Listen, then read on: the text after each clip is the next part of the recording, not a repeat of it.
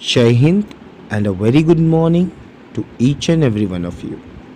I welcome back again to everyone in the class of Social Science, where we are going to start the last and final part of chapter number 13, Manufacturing Industries, that is lecture number 4. So students, hope you all are fit, fine and healthy at home and watched our last 3 parts on the same topic. Okay? If you have not seen that, then please go back. The links were given in the description. You can tap it on and watch the previous video to understand this video in a better way. Right? So this is the final part or the final lecture of this chapter, and after completing this is the last topic of your summative assessment course. ठीक है, तो चलिए जल्दी से शुरू करते हैं हमारा lecture number 4 chapter number 13 manufacturing industry से. टॉपिक जो है वो आज रहने वाला है ट्रांसपोर्ट इक्विपमेंट इंडस्ट्रीज़. तो बच्चों, आप लोगों को याद होगा, hope you all have been remembered regarding the first in the previous part we have discussed about cotton industries, jute industries, paper industries, mineral based industries. ठीक है, so 2 types we have, if we will discuss, then agro based and mineral based we have discussed. Now we will start with the transport equipment based industries. What is the meaning of transport based equipment industries means कि अगर हम आज की 21st century में देखें, हर जगह पर आप देखते हैं आपको गाड़ियाँ ही गाड़ियाँ दिखाई देती है, चाहे वो कार हो, बस हो, ट्रक हो. ठीक है, ट्रेन भी एक तरीके की गाड़ी. ये जितनी भी मशीन्स बनाई जाती है जो आपके लिए बहुत ज़रूरी है, ये सारी मशीन भी तो कहीं ना कहीं बनती होगी. इन सब का भी कुछ ना कुछ एक ऐसा रॉ मटेरियल होता होगा जिससे ये सारी इंडस्ट्रीज़ बनती है. यानी कोई इंडस्ट्रीज़ ऐसी तो ज़रूर होगी जो ये सब चीज़ें बनाती हैं. So you might have been seen many types of vehicle were running on the road and even traveled also. Earlier the man used as an animal. ठीक है, जनरली वो एनिमल यूज़ करते थे पहले टाइम पे, बट प्रॉब्लम ये थी कि भाई it is very slow because they are also are living organisms. They can't move as an enormous speed. Yes और no. But today's modern time है, फास्ट मूव करना है क्योंकि डेवलपमेंट है वो टाइम पर डिपेंड करती है. Time is money, so everybody wants to save their time. So development of road have become usage. ठीक है, अच्छे नए पतले रोड बन गए. ठीक है, अच्छे चिकने रोड बन गए, साफ़ सुथरे फ्लैट सरफेस के, जिससे क्या हुआ कि भाई फास्ट से एक्यूरेसी मिली, वेलोसिटी भी मिली. अब ऐसी वेलोसिटी और एक्यूरेसी को मैच करने के लिए आपके पास इक्विपमेंट्स भी ऐसे होने चाहिए. इसी वजह से the industries which produce such vehicles is known as transport industries. तो जो इंडस्ट्रीज़ ऐसे व्हीकल्स बनाती है, ठीक है, और स्पेशली जो इंडस्ट्रीज़ इस तरीके के काम में इन्वॉल्व होती है, उसे आप कहते हैं ट्रांसपोर्ट इक्विपमेंट इंडस्ट्री. ठीक है, सबसे पहले आज हम देखने जा रहे हैं द मोस्ट कॉमन, और आप सभी लोगों ने कभी ना कभी इस पर ज़रूर सफ़र किया ही होगा, दैट इज़ रेलवे. रेलवे की अगर हम बात करते हैं तो railway service deserves appreciation of travelling in India. ठीक है, विश्व में अमेरिका के बाद दूसरा सबसे बड़ा नेटवर्क इंडिया के पास है. Russia manufactures the equipment by its own, repairment by itself. ठीक है, खुद बनाता है, खुद ही रिपेयर करता है. रेलवे मैन्युफैक्चर जो भी चीज़ें आज रेलवे बनाती है वो सारी की सारी खुद ही बनाती है और खुद ही उसको मैन्युफैक्चर करके रिपेयर भी करती है. ठीक है, तो कुछ भी चीज़ बाहर से खरीद नहीं रही.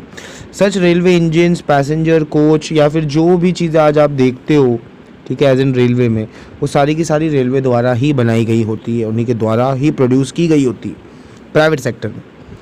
अगर आप इंजन्स की बात करो तो there are 3 types of engines mainly.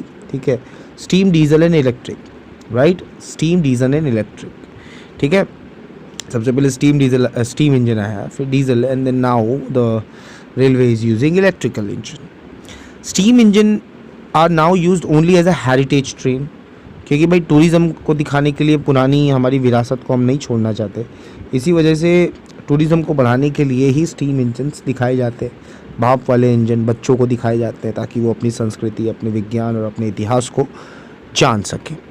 इसके अलावा डीजल इंजन जब जब पहली बार ये इन्वेंट होके आए तो इन्होंने जगह ले ली किसकी, स्टीम इंजन्स की, ठीक है, बट ज़्यादा कॉस्ट होने के कारण डीजल की वो इसे दूसरी बार हटाकर अब जो है वो इलेक्ट्रिकल इंजन्स का दौर आ गया है।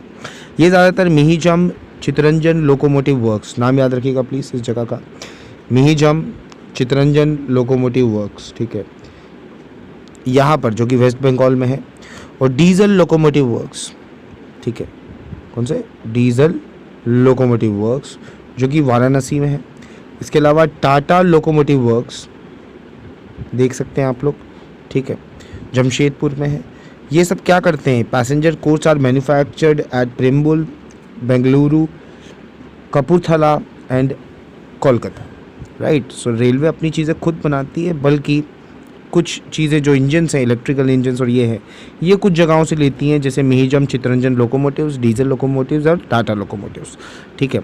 मिहिजम जो है वो वेस्ट बंगाल में है, डीजल वाला वाराणसी में है, और टाटा लोकोमोटिव वर्क्स आपको जमशेदपुर में देखने को मिलेगा, ठीक है। रेलवे के बाद नेक्स्ट जो आता है industry, that is road industry. बच्चों रोड पे तो हम सभी चलते हैं, ठीक है। इंडिपेंडेंस के बाद स्पेशली अगर हम बात करें तो manufacturing car by assembling to import part, हम लोगों से विदेशों से इंपोर्ट करते थे पार्ट्स को, और फिर बाद में हम उसे असेंबल करते थे, ठीक है, तब जाके हमारी खुद की कार बनती थी। बट आज नाउ की टाइम अब की बात करें तो ट्रक, बस, कार, मोटरसाइकिल, स्कूटर, ये सारी चीज़ आज हम खुद बना रहे हैं, ठीक है। द रोड व्हीकल्स जो हैं स्पेशली वो प्राइवेट सेक्टर्स ही बनाते हैं, ठीक है, निजी क्षेत्र ही बनाते हैं। इंडिया अगर हम प्रोडक्शन की बात करें तो हम लोग फिक्स पोजीशन पर हैं कमर्शियल व्हीकल्स के। कमर्शियल व्हीकल्स मतलब जो लोग पर्सनल लाइफ में एज एन यूज़ करते हैं, ठीक है, कमर्शियल व्हीकल्स जो रोड पर चलते हैं, वो अगर हम बात करें तो इंडिया 5वें नंबर पर ये स्टैंड करता है पूरे वर्ल्ड में प्रोडक्शन के मामले में। यानी हम पूरी दुनिया में 4 देशों से ही पीछे हैं किस चीज़ को बनाने में, कमर्शियल व्हीकल्स को बनाने में, नंबर्स की बात हो रही है। इसके अलावा आज की अगर हम बात करें तो बहुत सारे स्पेयर पार्ट्स जो हैं, ठीक है, व्हीकल्स के स्पेयर पार्ट्स मींस बहुत छोटे छोटे जो उनके पार्ट्स होते हैं बहुत इंपॉर्टेंट, वो आज भी फॉरेन इंडस्ट्रीज़ में मिल रहे ला रहे हैं हम लोग। बट इसके अलावा जो कि हमारी जो दूसरी ट्रेड, ट्रैक्टर और ट्रांसपोर्ट और ये साइकिल्स वगैरह है, ये इंडिया में काफ़ी ज़्यादा अमाउंट में बनाई जाती है और एक्सपोर्ट की जाती है ओवरसीज़ मार्केट में, ठीक है। तो रोड व्हीकल समझ में आ गए बच्चों। 5th रैंक पे हैं हम लोग। ट्रैक्टर्स और साइकिल्स इंडिया में ज़्यादा बनाई जाती है। इसके बाद अब आ रहे हैं नेक्स्ट पॉइंट पे, दैट इज़ शिप बिल्डिंग, ठीक है। शिप बिल्डिंग की बात करें तो अगर ट्रांसपोर्टेशन में हम देखते हैं तो शिप बिल्डिंग का एक अपना अलग ही रुतबा रहा है इतिहास में, ठीक है। अपने वास्को डी गामा के बारे में पढ़ा हुआ है, कोलंबस के बारे में पढ़ा हुआ है, तो आप कह सकते हो कि भाई एंशियंट टाइम से शिप बिल्डिंग चल रही है, क्योंकि डिस्कवरी ऑफ सी रूट, क्योंकि एयर रूट तो बहुत बाद में खुला, पर सबसे पहले जो शिप था लैंड रूट के बाद जो सेकेंड रूट डेवलप हुआ that is water route only. अब वाटर रूट की प्रॉब्लम ये है कि आपको बंदरगाह चाहिए, ठीक है। इसी वजह से ये इंडस्ट्रीज़ विशाखापट्टनम, कोलकाता, कोची, मुंबई और मारगमा गांव जैसे, ठीक है, नदी और पानी के किनारे बसे शहरों में डेवलप हुई। Such thing is being controlled by the public sector, ठीक है। कोची और विशाखापट्टनम स्पेशली ये 2 जगहें ऐसी हैं जहाँ पर शिप जो है वो बड़े बड़े साइज़ में बनाए जाते हैं, लंबे बड़े साइज़ में, प्राइवेट डॉकयार्ड्स में, ठीक है, ताकि लोकल नीड्स को पूरा किया जा सके। इसके अलावा इंडिया में हेलीकॉप्टर प्रोड्यूस होने लगे हैं, एयरक्राफ्ट बनने लगे हैं, बैंगलोर, कोरापुट, नासिक, हैदराबाद और लखनऊ नाम की जगहों पर। यहाँ पर हेलीकॉप्टर्स और एयरक्राफ्ट बन रहे हैं। और स्पेशली अगर आप बिल्डिंग ऑफ एयरक्राफ्ट्स की बात करें तो passenger travels has still not started in India, ठीक है। तो द बिल्डिंग ऑफ एयरक्राफ्ट जो है इंडिया में पैसेंजर ट्रैवल्स के लिए अभी तक शुरू नहीं हुई है। तो हम कह सकते हैं कि यस, शिप बिल्डिंग जो है, राइट, वो अगर हम किस चीज़ को देखें, लाइक ट्रांसपोर्टेशन को देखें, ठीक है, वो इंडिया में काफ़ी पहले से भी है और अभी तक चल रहा है, राइट। अब आ रहे हैं बच्चों हम लोग इलेक्ट्रिकल इंडस्ट्रीज़ पर, ठीक है। इलेक्ट्रिकल इंडस्ट्रीज़ देखो, ये सब आज जो भी आप इक्विपमेंट देखो सारे के सारे कहीं ना कहीं इलेक्ट्रॉनिक होते हैं, ठीक है, चाहे वो टीवी हो, फ्रिज हो, एसी हो, पंखा हो, कुछ भी, राइट। तो रेडियो और टेलीविज़न इंडस्ट्रीज़, जो टेलीफोन इंडस्ट्रीज़ हैं, वो करीब 1905 में सेटअप हुई। It can be said as कि इलेक्ट्रॉनिक इंडस्ट्रीज़ के आने से ही, ठीक है, इलेक्ट्रॉनिक इंडस्ट्रीज़ के आने से ही ये इन्हें डेवलपमेंट मिली, ठीक है, क्योंकि रेडियो और जो टेलीफोन है वो तो इलेक्ट्रिसिटी से ही चलता है। तो सबसे पहले BEL भारत इलेक्ट्रॉनिक लिमिटेड 1956 में इस्टेब्लिश हुई बेंगलोर में। मोटिव क्या था कि भाई manufacturing equipment for Akashvani. Akashvani आपको याद होगा कि रेडियो का एक बहुत पुराना चैनल था, ठीक है, अभी भी आपने सुना होगा आकाशवाणी के समाचार। उसके लिए इक्विपमेंट बनाने के लिए पहली बार BEL भारत इलेक्ट्रॉनिक लिमिटेड 1956 में बेंगलोर में इस्टेब्लिश की गई, ताकि वो वहाँ से आकाशवाणी के लिए इक्विपमेंट्स बना सके और वेदर डिपार्टमेंट के लिए इक्विपमेंट्स बना सके, स्पेयर पार्ट्स बना सके। But today it's produce various electronic equipment. आज वो इसरो को प्रोडक्ट बना के दे रही, ठीक है। इसरो सबको पता होगा, Indian space research organisation, the one and only space research organisation of India, ठीक है, which has made many much achievements. ठीक है बच्चों, इलेक्ट्रॉनिक इंडस्ट्रीज़ आज सबको पता चल गया होगा, ठीक है, उम्मीद करता हूँ। इसके अलावा अब हम देख रहे हैं कि ये जो इलेक्ट्रॉनिक इंडस्ट्रीज़ है, नॉर्मली ये हर किसी की लाइफ में टचेबल है, राइट, क्योंकि हर किसी के घर में इलेक्ट्रॉनिक इक्विपमेंट्स तो होंगे ही। So there lifestyle to another national economy, इसलिए बेंगलोर में इसका ज़्यादा प्रोडक्शन होने के कारण it's become a capital of this industry. यानी इलेक्ट्रिसिटी की बात करें तो सबसे ज़्यादा इलेक्ट्रिसिटी इंडिया में कहीं अगर पैदा होती है तो वो बेंगलोर में, ठीक है। इसके अलावा बेंगलोर को सिलिकॉन वैली ऑफ इंडिया भी कहा जाता है। तो ये एक अच्छा फैक्ट है बच्चों आपके IQ के लिए कि which city is known as Silicon Valley of India, it is Bengaluru, ठीक है, बेंगलुरु, पहले बेंगलोर था, बेंगलुरु हो गया। Then software park, science park, technological park, इतने सारे हैं यहाँ पर कि भाई the future of industries of India is very optimistic. हाँ, बहुत ब्राइट फ्यूचर है, बहुत आगे जाएगी ये इंडस्ट्री और बड़ी तेज़ी से इंडियंस इसको ग्रैब भी कर रहे हैं। किसकी बात हो रही है भाई? हम बात कर रहे हैं इलेक्ट्रॉनिक इंडस्ट्रीज़ की। इलेक्ट्रॉनिक इंडस्ट्रीज़ के बाद अभी तो सारी इंडस्ट्रीज़ हमने देख ली, अब हम थोड़ी रियलिटी की चर्चा कर लेते हैं, थोड़ी वास्तविकता की चर्चा करते हैं कि इतनी सारी इंडस्ट्रीज़ बन रही हैं, इतनी सारी, चाहे वो एग्रो हो, मिनरल हो या ट्रांसपोर्टेशन बेस्ड हो, बट इस इंडस्ट्री से पैदा होने वाली चीज़ों के साथ पैदा होता है इनसे निकलने वाली गंदगी, whether it is a whether it is a waste material of solid form, liquid form और a gaseous form, ये सारी चीज़ें कहीं ना कहीं हमारी नेशन को, हमारी इन्वायरमेंट को गंदा कर रही हैं। सो ये कैसे हम पर इम्पैक्ट करती हैं? लेट्स टॉक अबाउट दिस कि इंडस्ट्रियल पोल्यूशन आज के टाइम में हमारी इकोनॉमिक डेवलपमेंट को बहुत हैम्पर करता है, ठीक है। हैम्पर करता है मतलब कैसा है कि भाई हम जहाँ एक तरफ इकोनॉमिक डेवलपमेंट की बात कर रहे हैं वो हम क्यों नहीं कर पा रहे? क्योंकि हम, सिंपल है कि पॉल्यूशन जितना ये इंडस्ट्रीज़ कर रही हैं, लगातार इससे बढ़ता हुआ पॉल्यूशन हमारी इन्वायरमेंट को और भी ज़्यादा डिग्रेड कर रहा है, लो क्वालिटी का बना रहा है। सो ऐसी सिचुएशंस को से निपटने के लिए, राइट, हमें कुछ सॉल्यूशंस लाने होंगे, यस और नो। इसके अलावा when the environment condition become deteriorate for natural and man made reasons, यानी या तो प्राकृतिक कारण से हो या फिर मानवीय कारण के कारण जो वातावरण है उसकी गुणवत्ता यानी क्वालिटी ख़राब होती जाती है, तो ऐसी सिचुएशन को क्या कहा जाता है? इन्वायरमेंटल डिग्रेडेशन, ठीक है। यानी जो वातावरण है वो आपके लिए और एडवर्स हो जाएगा, जो इन्वायरमेंट है वो आपके लिए और ख़राब हो जाएगी, ना आप सांस ले पाओगे, ना रह पाओगे, ना, इन शॉर्ट आपकी जो लाइफ है बहुत ख़राब हो जाएगी। इसी वजह से ये जो पॉल्यूशंस होते हैं इनको मेजर करने के लिए इनका तरीका नापा गया है। There are 4 types of pollution, ठीक है, air, water, land and noise, ठीक है। इसमें अगर हम एयर, वाटर और लैंड को देखें तो ये काफ़ी ज़्यादा इम्पैक्टफुल है, ठीक है। इसके अलावा अगर हम देखें इंडस्ट्रीज़ जो हैं वो काफ़ी ज़्यादा ना सिर्फ इंडिया में बल्कि विदेशों में भी है, बट इसका जो पोल्यूशन ऑफ एयर है वो कम होना चाहिए, ठीक है। वाटर जो इसमें से निकलता है, ना आज की प्रेजेंट कंडीशंस और कंपटीशन को देखते हुए हमें इंडस्ट्रीज़ को ये चीज़ साफ उनको दिमाग में डालनी है कि हमें कम से कम पोल्यूट और कम से कम harmful gases like carbon monoxide और सल्फर डाइऑक्साइड जैसी चीज़ें बिल्कुल ज़्यादा इन्वायरमेंट में ना लाए, ताकि पॉल्यूशन को हम इंडस्ट्रियल इफ्लुएंस से कम कर सकें। And such many factories are being industrial waste by their rivers ignoring the law. पर कुछ इंडस्ट्रीज़ हैं ऐसी जो भाई लॉ को इग्नोर करके अपनी जो है वेस्ट मटेरियल्स को रिवर्स में बहा देती हैं। सो टुडे ऐसी जो मिनी इंडस्ट्रीज़ है, water today is heavily polluted then before. पहले से ज़्यादा पानी जो है वो पॉल्यूट हो रहा है बच्चों।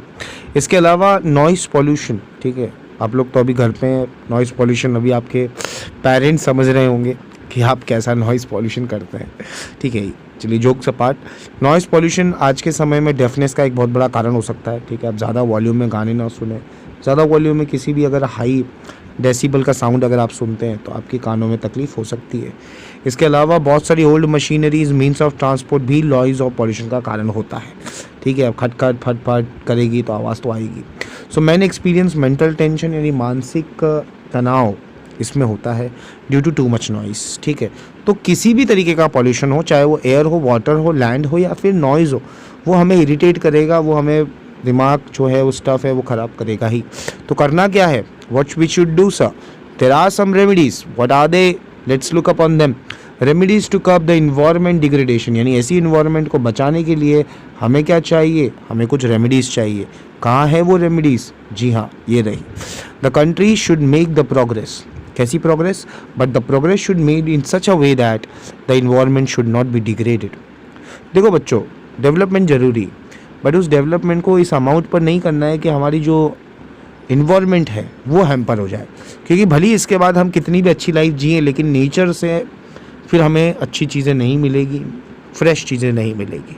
सो pollution can be reduce by selection quality equipment, मतलब अगर अच्छी इक्विपमेंट्स को चुनोगे तो क्या होगा, पॉल्यूशन कम होगा। चाहे वो फ्यूल की बात करो, अच्छा फ्यूल चुनो, कम धुआं निकले, एयर पॉल्यूशन कम हो, ठीक है। फिल्टर, स्क्रबर और प्रेसिपिटर लगाओ ताकि पॉल्यूशन, देखिए वहाँ से बड़े बड़े जो इंडस्ट्री वहाँ से धुआं तो निकलेगा, पर अगर फिल्टर, स्क्रबर और प्रेसिपिटर्स होंगे, ठीक है, ये सब हार्मफुल गैसेस को छान लेंगे और फिर जो रिड्यूस दूसरी गैसेस उनको छोड़ देंगे, जिससे इतना नुकसान नहीं होगा।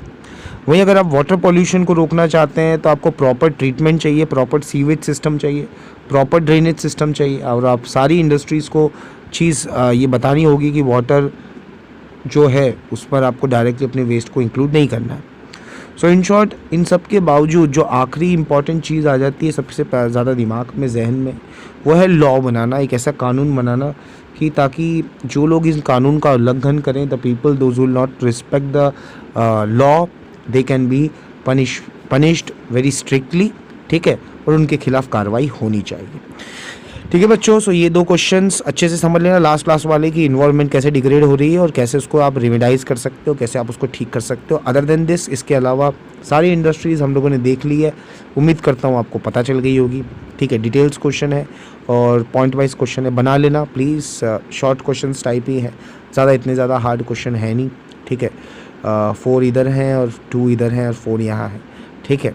और यहाँ पर हैं इसके MCQs, तो MCQs भी लिखना ना भूलिए, ठीक है। इजी है, कोशिश करिएगा ट्राई करने की, अपने आंसर सॉल्व करने की, ठीक है। And I hope that you will do it very soon, right. हमने electronic industry, ship building industries, road vehicles, railway देखे, ट्रांसपोर्ट और इक्विपमेंट इंडस्ट्री में। इसके अलावा cement, plastic, chemical, fertiliser industry, copper refining, aluminium refining, और इसके अलावा देखा आयरन और steel industry, mineral based industries में। यानी 2 टाइप्स हमने देखे, पहला ट्रांसपोर्टेशन बेस्ड और उसके बाद मिनरल बेस्ड।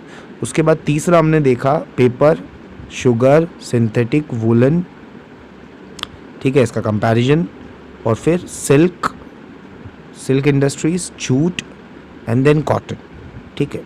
ये सब कौन सी थी, ये एग्रो बेस्ड इंडस्ट्रीज। तो मेनली 3 पार्ट्स में इस चैप्टर को डिवाइड किया गया है बच्चों, आपको बोला था मैंने जब इस चैप्टर को स्टार्ट किया था, ठीक है। एग्रो बेस्ड नंबर 1, ठीक है, second is mineral based and third one is transportation equipment based, ठीक है। तो उम्मीद करता हूँ आप सभी लोगों को ये चैप्टर नंबर 13 मैन्युफैक्चरिंग इंडस्ट्रीज़ अच्छे से समझ में आ गया है, ठीक है। फिर भी ये चारों पार्ट हैं आपके पास, आप गो थ्रू करिए, ठीक है, सारे पार्ट्स देखिए। कोई डाउट है, कोई प्रॉब्लम है, कोई क्वेरी है किसी भी तरीके की, तो प्लीज़ नीचे कमेंट बॉक्स में ज़रूर शेयर करें, हम आपसे दोबारा ज़रूर मिलेंगे, ठीक है बच्चों। टिल देन इम्पॉर्टेंट नोटिस कि भाई मास्क पहनना है, घर से बाहर ज़्यादा नहीं जाना है, बिना काम के लिए तो बिल्कुल भी नहीं जाना है। अपना बहुत बहुत ख्याल रखना है और अपने परिवार का भी। ठीक है, take care students, thank you so much for giving your time and your attention. जय हिंद।